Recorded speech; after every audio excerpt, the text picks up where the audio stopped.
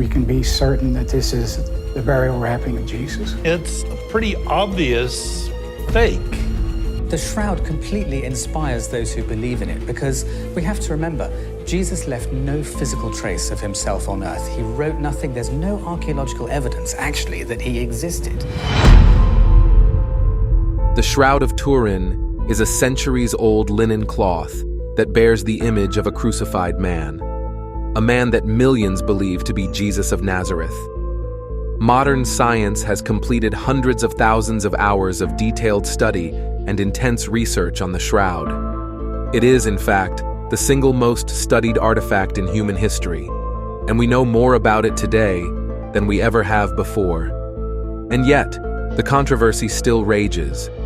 Is it the cloth that wrapped his crucified body, or is it simply a forgery by some clever artist? Join us as we uncover the myth and reality behind the Shroud of Turin and see if it's indeed an exclusive evidence of Jesus' existence. The Shroud of Turin, a shocking testament to the crucifixion of Jesus. The latest findings being published in a new book focuses on the Shroud of Turin. This linen cloth is believed to bear Jesus' imprint as he was being prepared for burial. Now, there's new research that may challenge the claims of those who say it's an elaborate fake. The Shroud of Turin is indeed a fascinating artifact that has sparked considerable debate and interest over the centuries. While many believe it to be the authentic burial cloth of Jesus, others approach it with skepticism, citing various scientific analyses and historical considerations. The discovery of the faint image of the shroud, particularly its clarity in photographic negatives, has intrigued scientists and believers alike. The three-dimensional details apparent in the image have also puzzled researchers, as they seem to surpass the capabilities of medieval artists. Additionally, the documented history of the shroud adds to its mystique and allure. The revelation of the rare stitch on its back linked it to the Mata fortress in Israel and provides an intriguing archaeological connection. This connection adds another layer to the debate surrounding the shroud's authenticity, aligning it with historical events and locations relevant to Jesus' time. The depiction of wounds consistent with Roman scourging and crucifixion on the shroud further fuels the belief that it could indeed be the burial cloth of Jesus. The presence of blood and clear fluid on the cloth, particularly around the chest wound, adds to the complexity of its narrative. In 1898, Secondo Pia produced the first photographs of the shroud, which showed that the human image on it can be seen more clearly in a black and white photographic negative than in its natural sepia color. This discovery is still relevant today as it helps in better understanding it and its features. The shroud has a documented history dating back to 1354. When the Shroud of Turin was exhibited in a church in north-central France, it revealed a negative image possessing 3D details that go beyond the capabilities of paintings. In a pivotal moment of revelation in 2022, conservation efforts in Italy unveiled a hidden secret.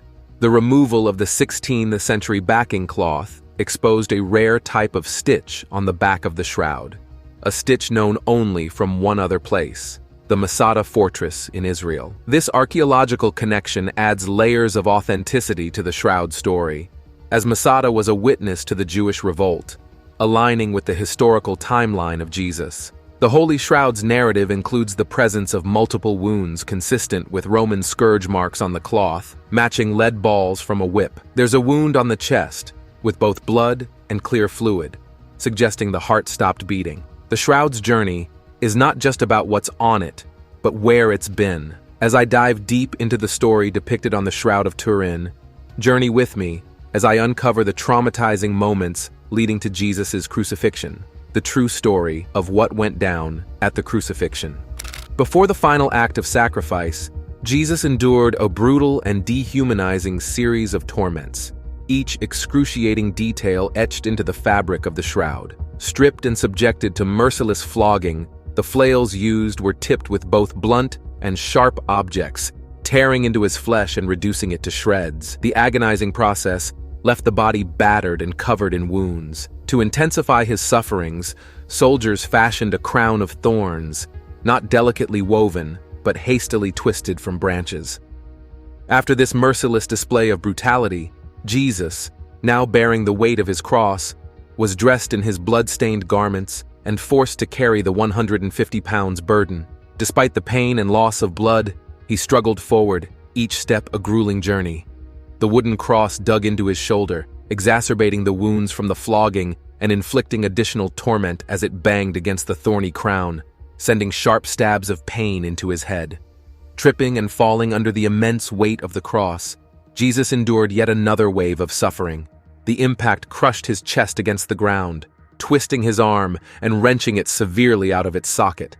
The cross, now atop him, pressed into the back of his neck and shoulders, partially paralyzing him. His head sagged to the right, rendering his right side useless. In this state of agony, heartless soldiers callously pulled him up by his dislocated arm, forcing him to continue the journey with the cross now on his left shoulder. Bent over in pain and weakness, his right arm hung helplessly by his side. The staggering steps forward were a testament to his resilience amidst unimaginable suffering. The narrative unfolds with stark realism. Each mark, each wound tells a story of unparalleled sacrifice and suffering. The shroud, like a silent witness to these agonized moments, invites us to contemplate the depth of Jesus' sacrifice and the profound love that compelled him to endure such brutality for the sake of humanity. In the end, the shroud not only preserves the physical remnants of this crucible of pain, but also serves as a powerful testament to the resilience of faith and the enduring message of hope that emerged from the darkest hours of human history.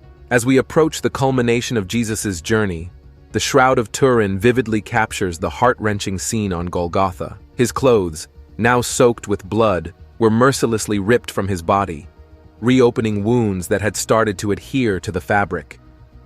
Helplessly thrown onto the cross, the soldiers proceeded to nail his already distorted and dislocated right arm, causing excruciating pain as nerves and ligaments were torn. When Jesus' body reached the tomb, it was placed on a bed of perfumed spices. The headcloth was removed, and the shroud was folded over him. Loosely wrapped with a thin strip of linen, this gentle yet hurried burial was necessitated by the impending Sabbath. His lifeless form, wrapped in pure linen, was left in the tomb, the entrance sealed with a rolled stone. The shroud is a rectangular piece of cloth that measures approximately 4.4 x 1.1 meters and is made of flax fibrils woven in a 3-to-1 herringbone twill pattern. The most distinctive feature of the cloth is the faint brownish image of a man, seen from both the front and back. On the cloth, there is an image of a man with a beard, mustache, and shoulder-length hair parted in the middle. He appears muscular and tall, with various experts measuring him as between 1.70 to 1.88 meters. While all these are buried in history, let me take you through the biblical evidences that support the shroud. Beyond hearsays, the Bible reveals it all. In 1532, a fire broke out in the chapel located in Chambéry, France, causing damage to the shroud. The linen suffered burn holes and scorched patches on both sides due to contact with molten silver, which burned through it in some areas. To repair the damage, nuns sewed 14 large triangular patches and 8 smaller ones onto the cloth. The shroud has undergone several restorations to preserve it and prevent further damage and contamination. It is stored in an airtight case made of laminated bulletproof glass. The case is temperature and humidity controlled to prevent chemical changes. The shroud itself is placed on an aluminum support that slides on runners and is stored flat within the case. According to the Gospels of Matthew, Mark, and Luke, Joseph of Arimathea wrapped Jesus' body in linen cloth and laid it in a newly built tomb. However, the Gospel of John suggests that strips of linen were used for the same purpose. Joseph of Arimathea was a biblical figure who played an important role in the burial of Jesus Christ. His account can be found in each of the 4 Gospels: Matthew chapter 27, Mark 15 verse 42 to 46, Luke 23, and John chapter 19. When evening had already come because it was the preparation day, Joseph of Arimathea, a prominent and respected member of the Sanhedrin, Jewish high court, who was himself waiting for the kingdom of God, courageously dared to go in before Pilate and ask for the body of Jesus. Pilate wondered if he was dead by this time, only 6 hours after being crucified, and he summoned the centurion and asked him whether Jesus was already dead. When he learned from the centurion that Jesus was, in fact, dead, he gave the body to Joseph. Joseph, bearing the name of his hometown, Arimathea, in Judea to distinguish him from others, procured a fine linen cloth for the solemn task of wrapping Jesus' body with care. He descended the cross and tenderly enveloped the lifeless form before placing it in a rock-hewn tomb. A large wheel-shaped stone sealed the entrance, marking the beginning of Jesus' entombment.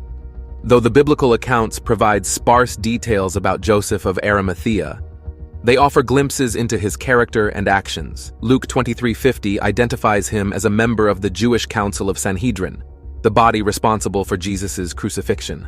Yet, verse 51 uncovers his covert allegiance to Jesus, despite his outward affiliation with the council. Mark 15:43 echoes this sentiment, and as noted in Matthew 27:57, adds another layer to his persona. Though its origins remain obscure, the Bible portrays him as a man of integrity and virtue. Following Jesus' crucifixion, Joseph undertook a daring mission. Approaching the Roman governor Pilate to secure Jesus' body, accompanied by Nicodemus, another figure with a clandestine interest in Jesus, Joseph obtained permission to prepare the body for burial by Jewish custom. They meticulously wrapped the body in linen strips infused with myrrh and aloe. However, time was fleeting as they toiled on the eve of the Sabbath. The prophecy stated, as it is in Isaiah 53:9, that he was assigned a grave with the wicked and with the rich in his death, though he had done no violence, nor was any deceit in his mouth. According to the Gospel of John, Simon Peter entered the tomb after Jesus' resurrection and found strips of linen along with the cloth that had been wrapped around Jesus' head. The cloth was still in its place, separate from the linen. Jesus' suffering did not just start at the cross. The events leading up to Jerusalem took place roughly a week before Jesus was crucified. He knew he was headed to the spot where he would die, placing himself on Calvary's altar as a sacrifice for sin. The disciples were nervous, and they had a sense of foreboding in the air. Although Jesus had previously stated that he would die, they were unprepared for this message. They didn't want to hear Jesus talk like that. They had visions of an earthly kingdom. On the road to Jerusalem, we encounter Jesus alone with his thoughts, and the disciples are taken aback. Then, as the crowd grew larger, they became terrified. Jesus needed to say something encouraging amidst a sorrowful prediction, as mentioned in the book of Mark 10:32-34. Now they were on the road going up to Jerusalem, and Jesus was walking ahead of them. They were perplexed at what Jesus had said, and those who were following were alarmed and afraid. He took the 12 disciples aside and began telling them what was going to happen to him, saying that they were going up to Jerusalem, and he would be betrayed and handed over to the chief priests and the scribes, and that they will condemn him to death and hand him over to the Gentiles, and 3 days later he will rise from the dead. Jesus said he would be betrayed, sentenced, and executed. He had warned them that this would happen. The word that jumps out in that statement is a must. Jesus spoke about the necessity of his cross. Later, he mentioned his death again, but this time he used the term will, as he described what would happen to him. The emphasis was on the cruelty of the crucifixion. When Jesus made these prophecies, he was completely in control. Jesus handled his death in a way that many find incomprehensible. While we understand that death is unavoidable, we have no idea when, where, or how we will die. Jesus was fully aware of his impending death at Calvary. Instead of becoming a victim of circumstance or a martyr for a cause, Jesus was determined, stating that no one would take his life, but he would lay it down for himself. He further clarified, as in Mark 10:33-34, that he is authorized and has the power to lay it down and to give it up, and he also has the power to take it back. He also clearly mentioned that he received the command from his Father. Jesus predicted that he would be betrayed, and prayed to the chief priests and scribes, the religious authorities of the day, who would condemn him to death and deliver him to the Gentiles. They would insult, scourge, and spit on Jesus, exactly as he predicted. Yet, in the end, Jesus foreshadowed his resurrection. For some reason, this passed right over the disciples' minds. They never seemed to hear that Jesus would rise from the dead. Despite all of this, Jesus rose from the grave 3 days later and is as alive today as he was when he arose from the tomb. Every time Jesus mentioned the cross, another spiritual defect in the disciples' lives was revealed. In Mark 10:35-36, James and John, the sons of Zebedee, approached Jesus with a bold request, asking for positions of honor in his kingdom. Their ambition was clear: to secure prominent places of authority, one on Jesus' right and the other on his left in his future glory. Yet, Jesus saw beyond their ambition. He questioned their readiness for the responsibilities that came with such positions, asking if they were able to drink the cup he drank or be baptized with the baptism he was baptized with. Despite their initial confidence, Jesus foretold that James and John would indeed share in his suffering and mission. The news of this conversation left the other 10 disciples indignant, as they too desired such positions. This incident occurred just a week before Jesus' crucifixion, with his disciples preoccupied with thoughts of power and glory rather than grasping the imminent sacrifice. As Jesus approached the final days before his crucifixion, his focus was on Jerusalem, where he would willingly identify with humanity and serve others selflessly. Jesus gathered his disciples to impart a crucial lesson on true greatness, highlighting the stark contrast between his ways and the world's expectations. First, Jesus demonstrated his willingness to identify with humanity. Second, he emphasized the importance of serving others rather than seeking personal glory. Third, Jesus clarified his ultimate purpose: to offer his life as a ransom for many, paying the price for their release. The concept of ransom beautifully encapsulates Jesus' sacrifice on the cross, dispelling the misconception that his journey to Calvary was easy. The Gospels recount Jesus' overwhelming sorrow in Gethsemane, where he faced the prospect of excruciating death, humiliation, and insults. The innocence of Jesus, an innocent man dying for others, is vividly portrayed in these accounts. Jesus' prayers in Gethsemane, particularly when he asked that the cup pass over him, revealed his complete surrender to God's will. Before the crucifixion, the metaphorical cup symbolized the bitter suffering he was destined to endure, presenting a deep internal struggle. When Jesus asked his disciples if they could drink the same cup, they confidently replied that they were able.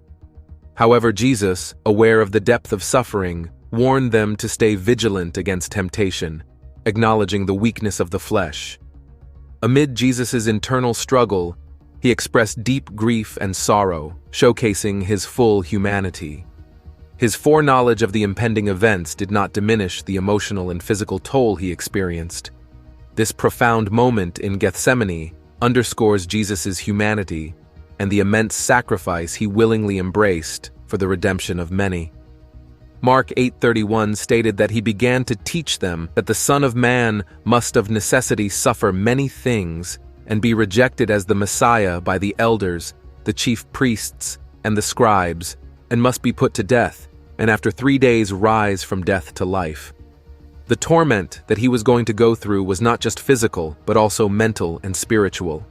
Jesus was aware that it was God's plan for him to be crucified, that God wanted him to be pierced for our transgressions and wounded for our healing. Jesus knew that this was the will of God, as stated in Isaiah 53, 5-7, that he was pierced for human offenses, he was crushed for their wrongdoings. The punishment of their well-being was laid upon him, and by his wounds they are healed.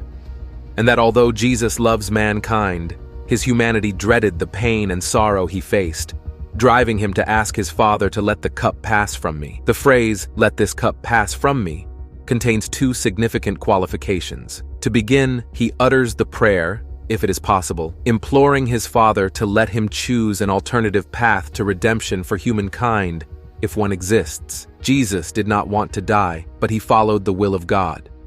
Hebrews 2:17 tells us that Jesus, in his humanity, shared our experiences to become a compassionate high priest. He fulfilled his mission of seeking and saving the lost, enduring suffering until the end. During his agony in the garden, an angel appeared to strengthen him, signifying heavenly support during difficult times.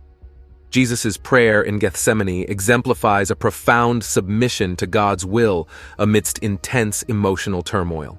His prayer was marked by honesty, humility, and emotional depth, contrasting with our often superficial approach to prayer. True prayer demands sincerity and effort, qualities embodied by Jesus in Gethsemane. Luke, a physician, highlights Jesus' sweat resembling blood drops, likely a result of hematidrosis induced by extreme stress. This physical manifestation underscores the intensity of Jesus' anguish and agony. His vulnerability in this moment reveals the depth of his humanity and the severity of his impending sacrifice. Despite pleading for an alternative path, Jesus resolved to follow God's plan, receiving strength from heaven to fulfill his calling. This passage illustrates the profound union between submission to divine will and the divine strength provided in facing the trial of the cross. Jesus' sacrifice on Golgotha, though shrouded in mystery, stands as a beacon of hope and redemption, symbolizing God's profound love for humanity. As we reflect on Jesus' journey from Gethsemane to Golgotha, let us remember the significance of his sacrifice and the assurance of salvation it offers. The journey through Gethsemane offers valuable lessons, reminding us of the importance of spiritual battles, the comfort of divine presence, and the necessity of submission and strength received through prayer. Through Jesus' humanity, humans find reassurance that God understands our struggles and offers strength in times of need. Let's dive into how this lifetime-long stitch in the Holy Shroud has saved billions from confusion. Stay tuned. The shocking discovery about the Shroud's stitching pattern. The distinctive stitching pattern discovered on the reverse side of the Shroud of Turin presents a compelling avenue for enhancing our comprehension of its origin and historical trajectory. This unique feature not only showcases the craftsmanship employed during its creation, but also offers a potential geographical and cultural fingerprint. By subjecting the stitching to meticulous analysis, experts can glean insights into the historical context, contributing significantly to the ongoing discourse surrounding the shroud's authenticity. In the realm of textile craftsmanship, the stitching pattern emerges as a critical facet for discerning the origin of ancient artifacts. This stitching, like a distinct signature, carries the imprint of historical practices, enabling experts to draw parallels with known traditions and methods prevalent during the period associated with the shroud. The stitching pattern becomes a veritable time capsule, offering a glimpse into the textile artistry of the era in question. The intricacies of the stitches, the choice of materials, and the overall composition can be scrutinized against the backdrop of historical textile practices. This analysis may reveal regional variations or cultural idiosyncrasies that align with specific locales or traditions. Consequently, the stitching pattern acts as a pivotal clue, guiding researchers in their quest to unlock the mysteries of the shroud's origin. Beyond its role as a cultural signifier, the stitching pattern assumes even greater significance when considered in the context of the shroud's historical journey. This artifact, purported to be the burial cloth of Jesus Christ, has a documented history dating back to the 14th century when it was publicly exhibited in a church in north-central France. However, the discovery of the unique stitching pattern on the back of the shroud introduces a new layer of complexity to its narrative. There was a pivotal moment in the shroud's historical revelation that occurred in 2002 during conservation efforts in Italy. The removal of a 16th century backing cloth exposed a stitching pattern on the back of the shroud that bore a resemblance to a stitch known from another historical site, the Masada fortress in Israel. This archaeological connection linking the shroud to Masada adds layers of authenticity to its story, aligning it with a historical timeline that coincides with the life of Jesus. The implications of this stitching pattern for the shroud's journey become more pronounced when considering the socio-political context of Masada. The fortress was a witness to the Jewish revolt, providing a historical backdrop that aligns with the crucifixion of Jesus. The stitching pattern serves as a roadmap for tracing the shroud's trajectory through time. By meticulously examining repairs, alterations, and the overall condition of the stitching, researchers can piece together a chronicle of the shroud's custodianship. This forensic analysis becomes instrumental in authenticating its historical journey and validating claims about its purported origin. The stitching's role in corroborating or challenging assertions about the shroud's authenticity cannot be overstated. When aligned with known textile practices of the time, the stitching becomes a corroborative piece of evidence, reinforcing the claim that the shroud could indeed date back to the era of Jesus' crucifixion. Any anomalies in the stitching would necessitate a reassessment of its historical proof, prompting a more nuanced and critical evaluation of its authenticity. In essence, the stitching pattern on the back of the Shroud of Turin transcends the realm of mere speculation. It stands as a tangible and distinctive feature that beckons researchers to delve deeper into the intricacies of ancient textile craftsmanship. The stitching's potential to reveal the cultural and geographical roots of the shroud, coupled with its role in tracing the artifact's historical journey, positions it as an anchor in the ongoing quest to unravel the mysteries surrounding this enigmatic relic. Modern scientific analyses, including carbon dating and forensic examination, play a pivotal role in shaping our perception of the authenticity and significance of the Shroud of Turin. These rigorous investigative techniques provide invaluable insights into the origin, composition, and historical context of the artifact, offering both corroborative evidence and avenues for critical inquiry. By subjecting the shroud to comprehensive scientific scrutiny, researchers endeavor to unravel its mysteries while navigating the intricate intersection of faith, history, and empirical inquiry. Carbon dating stands as one of the most widely recognized scientific methods employed in the study of the shroud.